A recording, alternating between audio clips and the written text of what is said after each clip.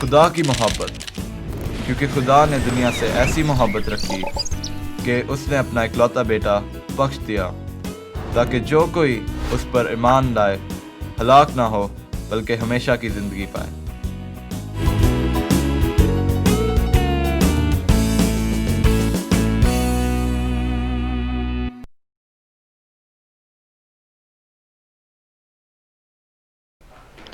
खुदावंद यीशु अल मसीह के अजीम पुरफजल और जलाली नाम में मैं शाइस्ता अख्तर आप सबकी खिदमत में सलाम पेश करती हूँ और हमारे आज के इस प्रोग्राम खुदा ने दुनिया से ऐसी मोहब्बत रखी में आप सबको खुशामदीद कहती हूँ।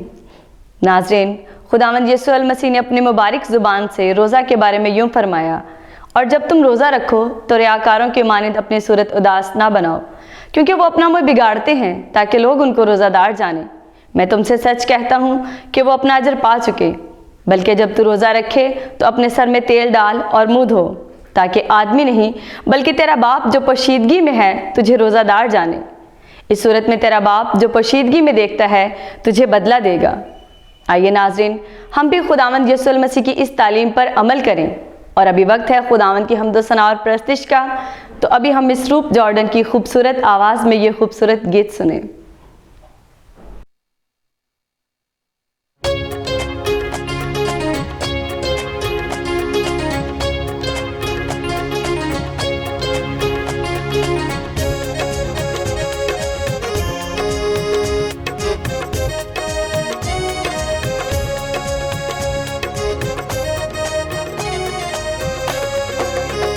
तेरी रहमतियाँ किरना ना मेरे दिल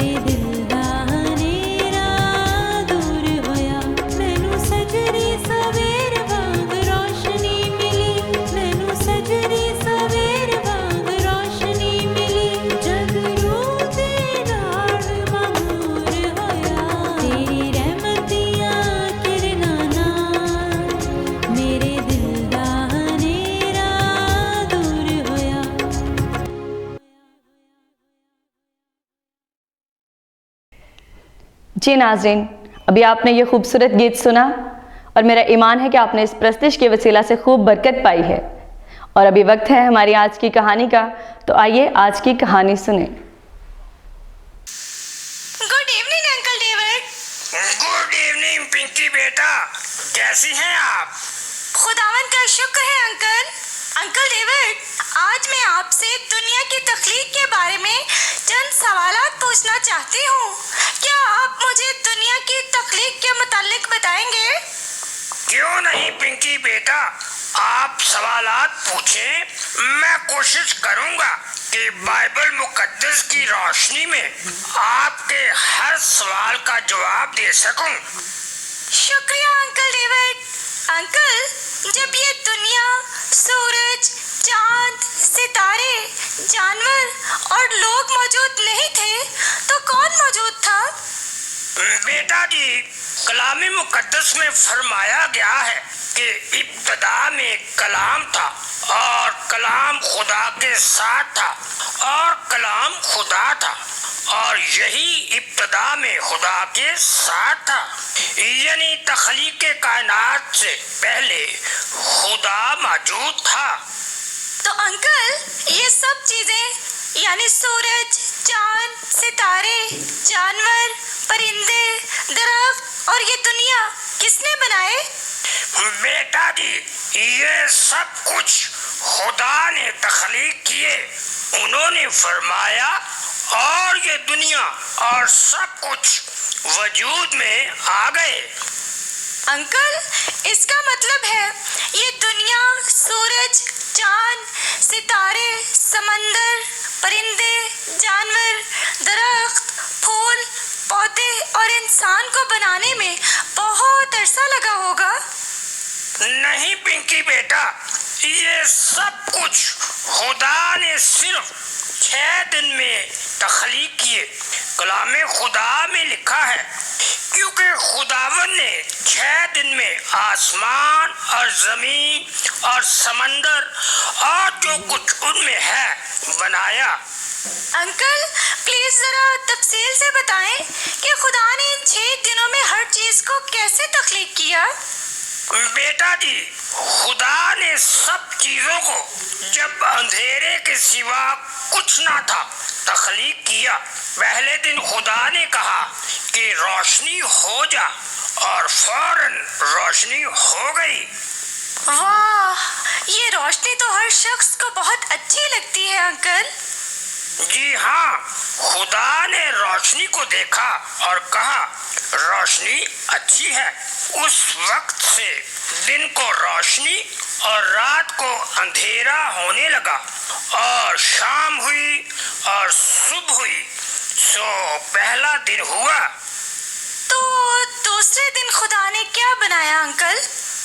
दूसरे दिन खुदा ने कहा कि पानियों के दरमियान फजा हो ताकि पानी पानी से जुदा हो जाए, और ऐसा ही हुआ।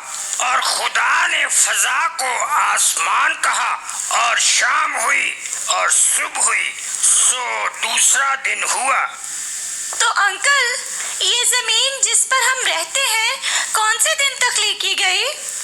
बेटा जी, तीसरे दिन खुदा ने कहा कि आसमान के नीचे का पानी एक जगह जमा हो कि खुश्की नजर आए, और खुदा के कलाम के मुताबिक ऐसा ही हुआ।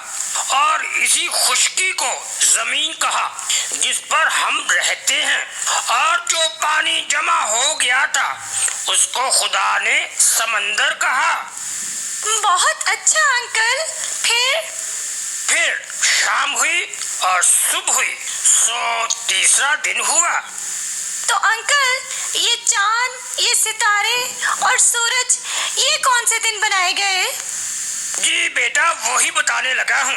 खुदा ने कहा कि फलक पर नैर हो कि दिन को रात से अलहदा करे, और वो निशानों और जमानों और दिनों और बरसों के इम्तियाज के लिए हों, और फलक और जमीन पर रोशनी डाले। तो खुदा ने 2 बड़े नैयर बनाए, एक नैयर अकबर यानी सूरज जो दिन पर हुक्मरानी करे, और दूसरा नैरे असगर यानी चांद जो रात पर हुक्मरानी करे, और खुदा ने सितारों को भी बनाया और उनको फलक पर रखा ताकि जमीन पर रोशनी डालें। तो खुदा सूरज, चांद, सितारे बनाकर खुश हुआ होगा ना अंकल? जी बेटा, खुदा ने अपनी बनाई हुई तख्लीक को देखकर बहुत खुशी महसूस की और कहा कि अच्छा है। पांचवें दिन क्या बनाया खुदा ने अंकल? बेटा जी, पांचवें दिन खुदा ने हर किस्म की मछलियाँ, परिंदे, दरियाई जानवर, तमाम किस्म के चौपाए और रेंगने वाले जानवर तख्लीक किए। अंकल, इंसान को कौन से दिन तख्लीक किया गया था? बेटा जी, छठा दिन तख्लीक का आखिरी दिन था। सो छठे दिन हमें यानी इंसान को बनाया गया। खुदा ने कहा कि हम इंसान को अपनी छवि की मानद बनाएं, और खुदा ने इंसान को जमीन की मिट्टी से बनाया और उसके नथनों में जिंदगी का दम फूका, तो इंसान जीती जान हुआ। बहुत खूब अंकल। पहले इंसान का क्या नाम रखा खुदा ने? खुदा ने पहले इंसान को आदम कहा, और आदम खुदा की छवि पर था। अंकल, खुदा की छवि से क्या मुराद है? यानी उसमें सोचने समझने, अच्छाई बुराई की तमीज करने की सलाहियत थी, और उसकी जिंदगी में कोई गुनाह नहीं था, बेनुक्स था वो। अंकल, क्या आदम अकेला ही रहता था? नहीं बेटा, ऐसा नहीं था। खुदा ने आदम के लिए उसका एक साथी, जिसे हवा कहते हैं, बनाया। वो कैसे बनाया? खुदावन ने कहा कि आदम का अकेला रहना अच्छा नहीं, मैं उसके लिए एक मददगार, उसकी मानद बनाऊंगा। कैसा मददगार अंकल? बेटा जी, खुदावन ने आदम पर गहरी नींद भेजी और वो सो गया, और उसने उसकी पसलियों में से एक को निकाल लिया। ओह, फिर क्या हुआ अंकल? खुदा ने उसकी पसली से, जो उसने आदम में से निकाली थी, एक औरत बनाकर आदम के पास लाया। खुदा ने उस औरत का क्या नाम रखा? नहीं बेटा, उस औरत का नाम खुदा ने नहीं बल्कि आदम ने रखा। क्या नाम रखा आदम ने उस औरत का जिसे खुदा ने बनाया था?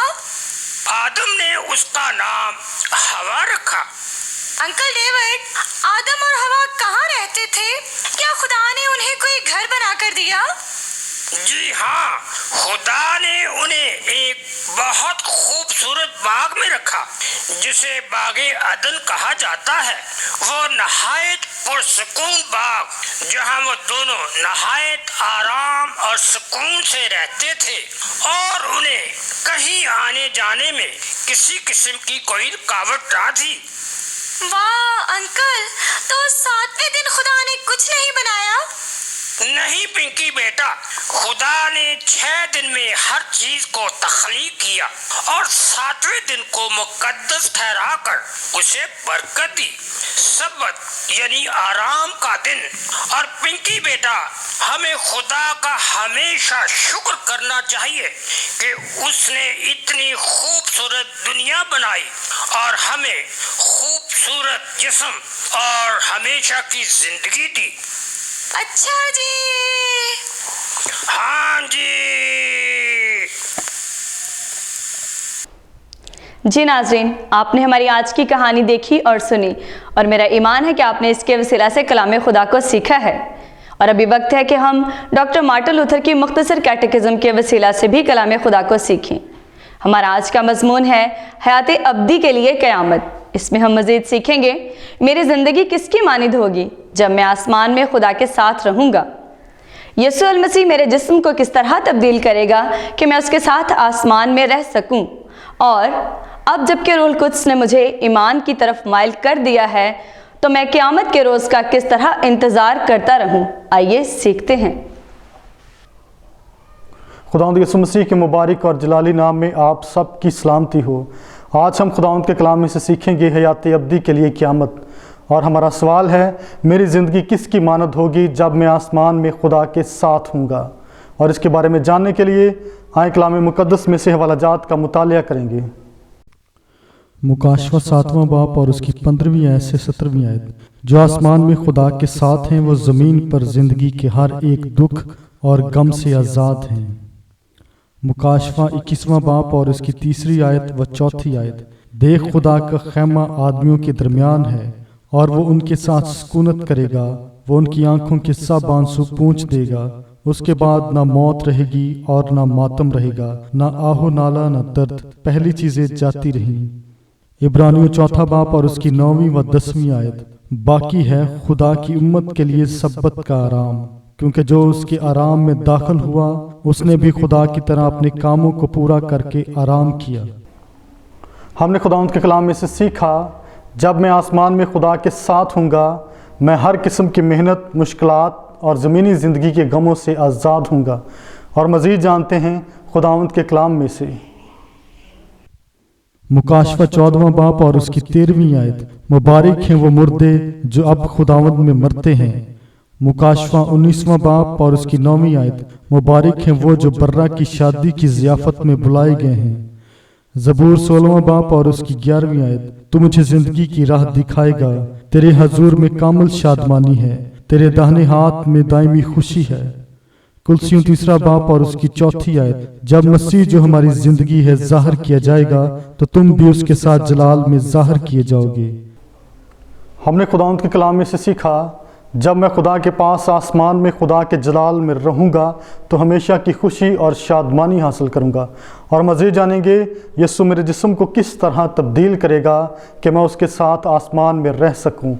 और इसके बारे में जानने के लिए आए कलाम मुक़द्दस में से सीखते हैं।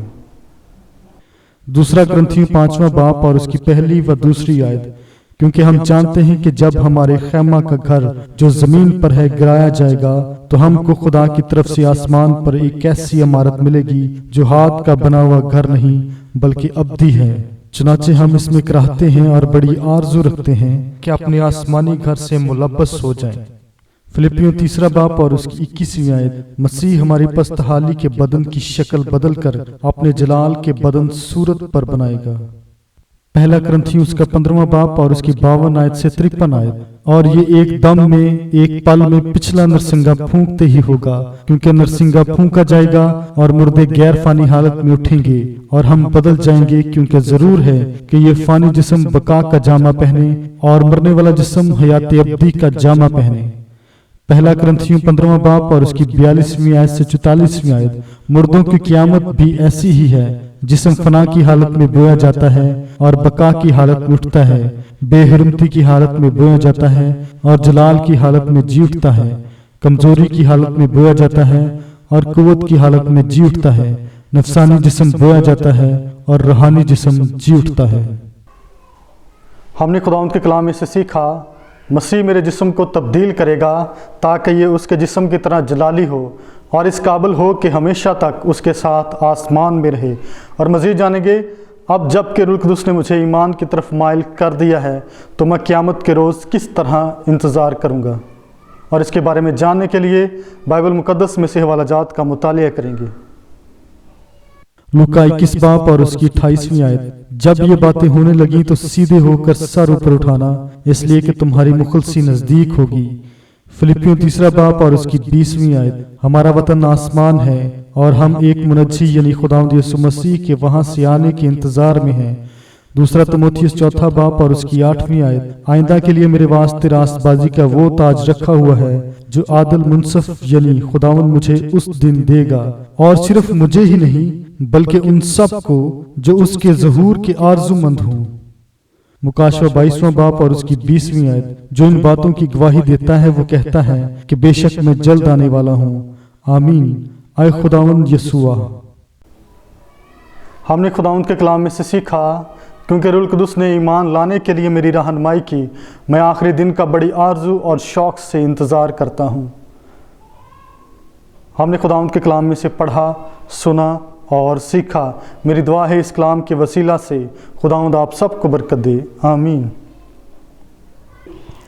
नाज़रीन, मैं खुदावंद की शुक्रगुजार हूँ कि आप हमारे प्रोग्राम को नहायत दिलचस्पी के साथ देखते हैं और अपनी पसंदीदगी का इजहार भी करते रहते हैं। और मैं खुदावंद की शुक्रगुजार हूँ कि आप अपनी तमाम दुआया दरख्वास्तें हमारी दुआया टीम तक पहुँचाते हैं और हमारी दुआया टीम उन तमाम दरख्वास्तों को खुदावंद के हुजूर में नहायत जाँ पिशानी के साथ पेश करती है और वह ज़िंदा कादिर मुतलक खुदावंद उन तमाम दुआओं का जवाब भी देता है। और मेरे वो बहन भाई जो कि अभी तक अपने मसाइल में घिरे हुए हैं, वो बिल्कुल भी मायूस और परेशान ना हो, बल्कि इसी तरह से अपनी इल्तिजाएँ खुदावंद के हुजूर में पेश करते रहें। वो कादिर मुतलक खुदावंद वक्त पर आपको ज़रूर जवाब देगा।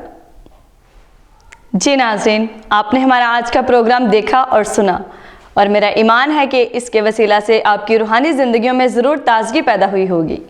प्रोग्राम को मज़ीद बेहतर बनाने के लिए आपकी कीमती राय की हमें बेहद ज़रूरत है। अपनी कीमती राय से हमें ज़रूर आगाह कीजिएगा। हमारा पता है confessional evangelical Lutheran church 26 Ravi block, Shadman town, Sahiwal. Calls और मैसेजेस के लिए हमारा फ़ोन नंबर है 0302 7891 703। अपना ख्याल रखिएगा। खुदा हाफिज़।